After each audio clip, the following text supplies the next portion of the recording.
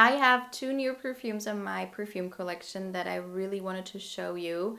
I have been testing both of them for the last couple of days, so it's not going to be like a first impression.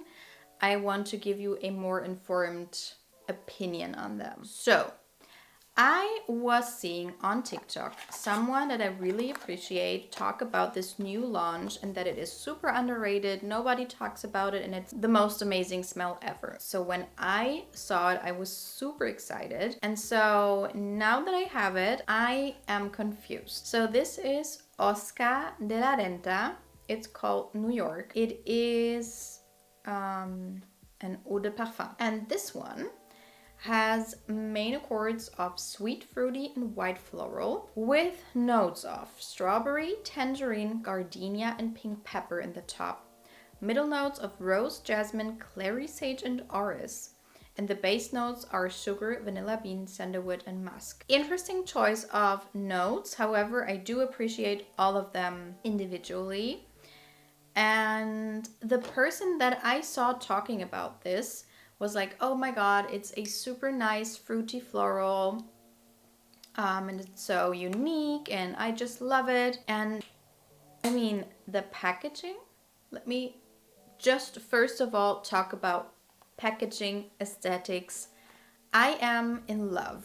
This muted mauvey pink and like the structure, so nice. I would love others to take note because this seems quite sturdy and beautiful and more high-end. The bottle itself is absolutely stunning. I love the structure, the cap, the gold details, the plaque here. They thought a lot about the aesthetics before landing on one. You can clearly see that.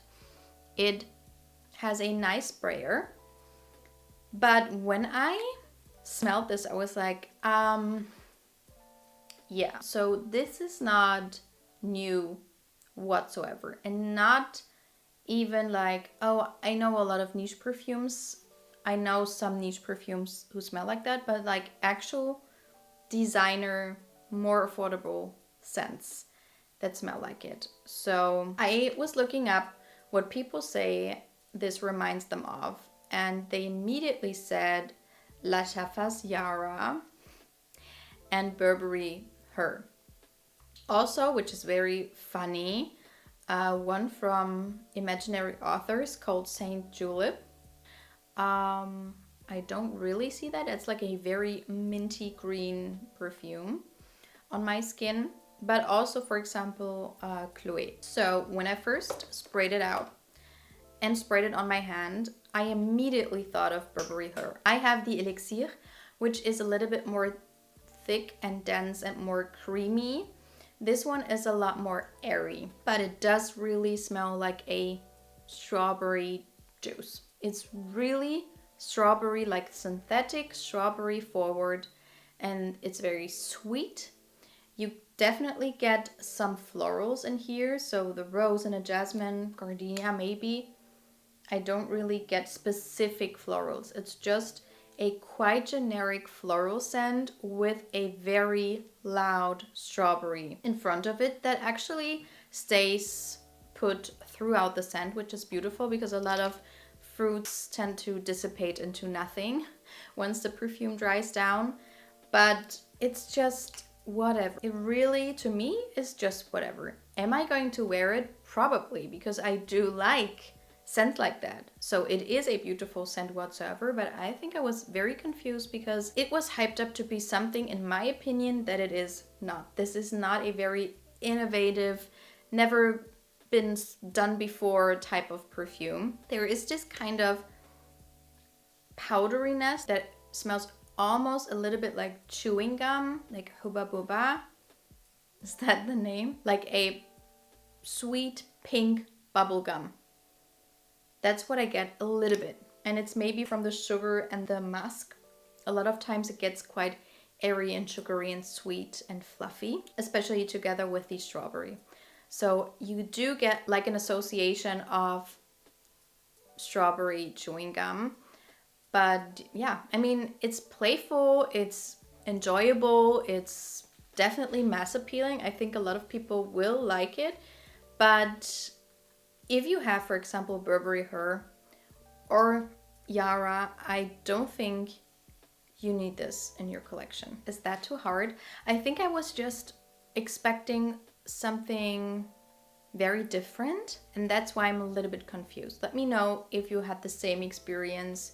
Did you try this one already? Do you love it, enjoy it? Let me know. But the second one, oh my god, the anticipation I had for this perfume, and I'm so glad that I like it that much. So this is the new Apom by MFK. They already had it for like female and male, and now they just released, I think, one, which I think is nice, but the original perfumes were so beloved by different kinds of people that I feel like some people are now left out because it's just this one perfume. But let me tell you about the accords. So we have white floral, sweet and musky as main accords, with notes of orange blossom, white musk, amber, ylang ylang, lavender, and vanilla. First of all, when I see those notes, I'm like, that sounds nice. It sounds nice, but it doesn't sound groundbreaking and amazing to me, because lavender a lot of times can be too aromatic for me.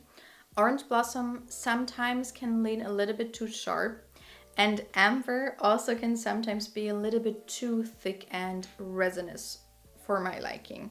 So all of those together, I was quite hesitant. But also a friend of mine was so extremely in love that I was like, okay, if she's in love like that with a perfume, it has to be good. So people say it smells a little bit like Jersey by Chanel. That is from the Privé collection. That one is also like a musk, vanilla, lavender type of perfume. And of course, a lot of people say it smells like the original ones. This is beautiful. And what I like about MFK, Francis, is that he creates a lot of different perfumes. He has definitely an eye out for more clean laundry types of perfumes. You get those with a lot of those Aqua Vitae and all of those perfumes. He has a lot of those. But then he has Grand Soir, Baccarat Rouge, of course, but also the Oud Satin Mood, and now this. And they are all very different from each other. But what combines all of those that I just mentioned is the class, the elegance. And a lot of times they are too much for me. And this one is all of that minus the too muchness. This is here. It's gonna stay. You're gonna smell me, but it's going to be in a very sophisticated, more subtle, smooth way. So this is actually my scent of the day. The sprayer is impeccable.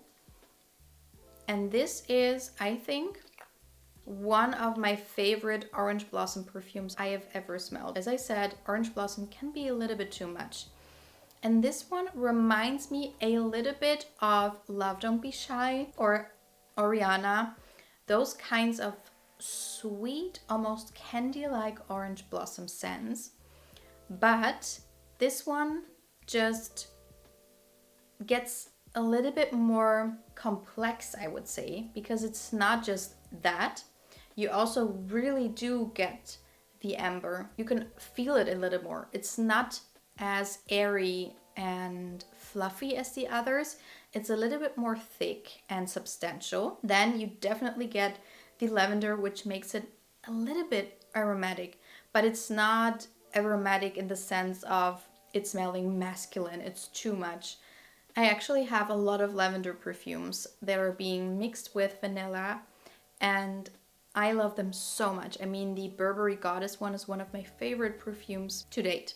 And that one is a lavender vanilla perfume, or Mon Guerlain, loved by so many, lavender vanilla perfume. So that one is just a great combination, especially mix them with those florals to make it less masculine, because they also use lavender in a lot of masculine launches.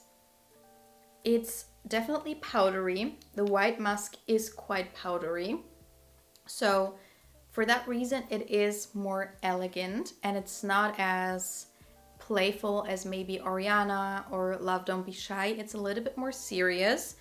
But for that reason, I see it as a perfect signature scent. If you love vanilla, you love something a little bit powdery and floral, and you want something very elegant and sophisticated, that's not going to be too much, but you will be smelled. And it doesn't really have a season because there's not really wintry spices in there or very fresh greens or whatever. It's just very comforting, I would say, but also confident. It's a beautiful scent. I can definitely see why my friend is so mesmerized by it. And so many people were so happy to see this one back again. I'm also really happy to see it in this 35 milliliter bottle, which is perfect for me. I don't need the other big bottles. And I mean, these are so heavy. The cap is super heavy. Love the bottles. I also have the packaging with me because I wanted to show you. I love the Oscar de la Renta packaging, I told you, for a designer perfume, totally fine. But this one, I mean, the over packaging it's okay, it's nice. This one I like. But once you open it up, you have this where you pull it out and then it sits in here like a bed. And I feel like that's so cute and is an experience. Not too much, not too extravagant, but it is an experience. So I love that aspect as well. So yeah, that's my opinion. I have been wearing this one as a scent of the day for I think 3 days now.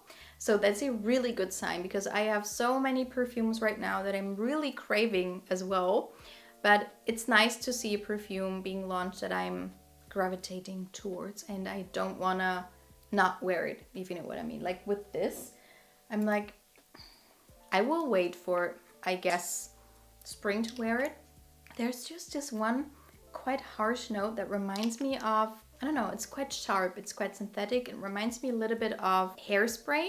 Yeah, a little bit like strawberry hairspray is what I can say. I mean, if you smell them side by side, they're nothing alike. But this one is so smooth and subtle. It's crazy, the difference. But also, I mean, they're very different in pricing. But anyway, these were my more informed opinions because I have been wearing those two perfumes. Let me know if you had the original Apom. What did you think of it? What do you think of the new one?